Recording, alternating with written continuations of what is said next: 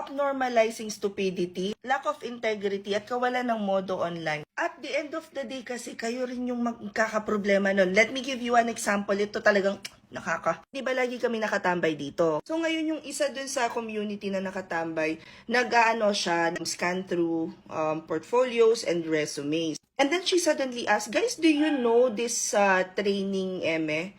Kasi I got a lot of applications na galing dun sa training na yon, may cert dun, at iisa ang itsura ng portfolio at resume.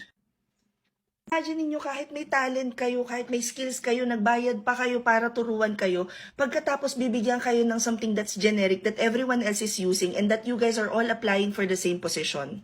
Paano kayo lalo makakahanap ng trabaho? Just because ibinenta sa inyo yung fact na everything is provided, including but not limited to resume, dun sa kasama na yung portfolio, tuturuan pa kayo na mag-fake ng credentials.